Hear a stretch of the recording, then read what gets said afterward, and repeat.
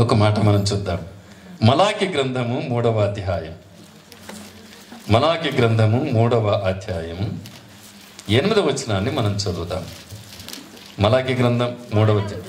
మానవుడు దేవుని యొద్ద దొంగిలినా అయితే మీరు నా యొద్ద దొంగిలితిరి. చాలమ్మా. మానవుడు దేవుని యొద్ద దొంగిలినా అయితే మీరు నా యొద్ద దొంగిలితే అంటున్నాడు. యబ్బా, ఇది ఎక్కడి కథ? మనం దేవుని దగ్గర దొంగతనం చేస్తున్నామంట. ఏ మానవులేం సన్నోళ్ళు కాదు. దేవుని దగ్గర పోయి, ఏ ప్రభువా మమ్మల్ని దొంగలంటావా, యారు దొంగతనం చేసినాం అని మళ్ళా ఎంత ధైర్యంగా అడుగుతారు. చూడరా కిందికి రండి. మానవుడు దేవుని యొక్క దొంగలనా అయితే మీరు నా యొక్క దొంగిలితిరి అంటూ దేని విషయంలో మేము నీ యొక్క దొంగిలితమని మీరు అడుగుతారు. చదవమా, వినండి వినండి. ఇప్పుడు వస్తున్నా వాక్యానికి. 10వ భాగమును ప్రతిష్టార్పణలు ఇయ్యక దొంగిలితిరి. ఈ జనులందరూ నా యొద్ద దొంగిలితూనే ఉన్నారు. మీకేమర్థమైంది? ఇప్పుడు పాత నిబంధన కాలంలో దశమ భాగము అంటారు. క్రొత్త నిబంధన కాలం వచ్చేపాటికి దశమాగం లేదు, కానీ నువ్వు వర్ధిల్లిన కొలది ఇవ్వాలి. మరి దేవునికి ఎంతమంది ఇస్తున్నారండి కానుక? నువ్వు సంపాదించిన దాంట్లోనా ఎంతమంది దేవుని సంధికి కానుక తీసుకొని వస్తున్నారు? ఆలోచించేయాలి. దేవుడు నీకు ఇస్తున్నది ఎంత, అందులో దేవునికి నువ్వు ఎంత ఇస్తున్నావు? దేవుడు అంటున్నాడు, అలా ఇవ్వకపోతే నువ్వు దొంగవే.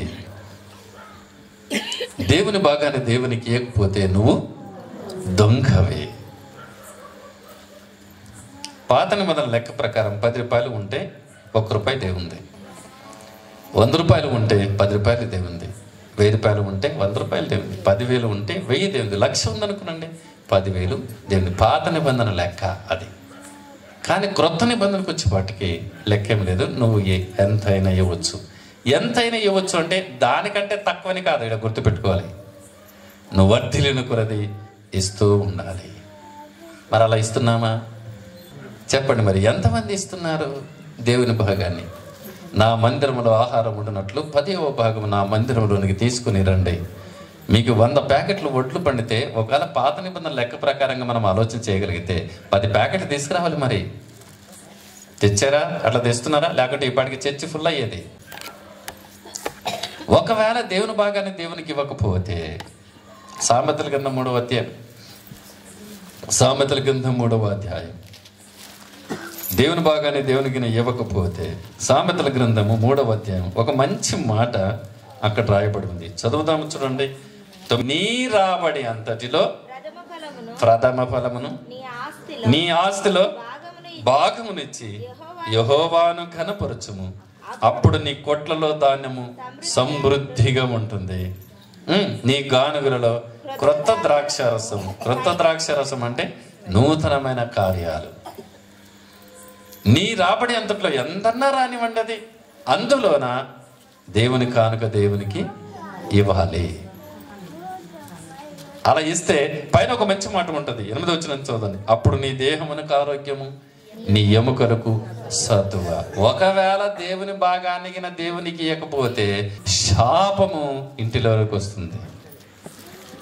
దేవునికి ఇచ్చే కానుకకి నువ్వు దేవునికి ఇవ్వకపోతే నీ ఇంటిలోనికి శాపం వస్తుంది. నువ్వు తిన్న దాన్ని కక్కిస్తాడాయన. అయ్యా వినాలి, నువ్వు తిన్నది దేవునికి ఇవ్వకుండా, దేవునికి ఇవ్వాల్సిన కానుక, దేవునికి ఇవ్వాల్సిన సొమ్ము దేవునికి ఇవ్వకపోతే నిన్ను కక్కిస్తాడు. ఎడ కక్కిస్తాడు, అడ కక్కిస్తాడు. కనుక మీకు తెలుసు ఇస్తున్నారా లేదా అనేది మీకు తెలుసు. నేను 3 విషయాలు చెప్పిన. నువ్వు చేసిన పాపం నీకు తెలుసు. ఆదివారం ఎన్ని దినాలు ఎగ్గొట్టావో నీకు తెలుసు. దేవుని భాగం ఇస్తున్నావో లేదో నీకు తెలుసు. అదే తెలిసేం చేస్తున్నావు? తెలిసిన దానిని నిర్లక్ష్యం చేస్తున్నావు. తెలిసిన దానికి అవిధేయత చూపుతున్నావు. తెలిసిన దానికి అశ్రద్ధ చూపి నేనేదో మంచోనిలే అన్నట్టుగా ప్రవర్తిస్తున్నాము. కానీ దేవుని దృష్టిలో నువ్వు దొంగవే.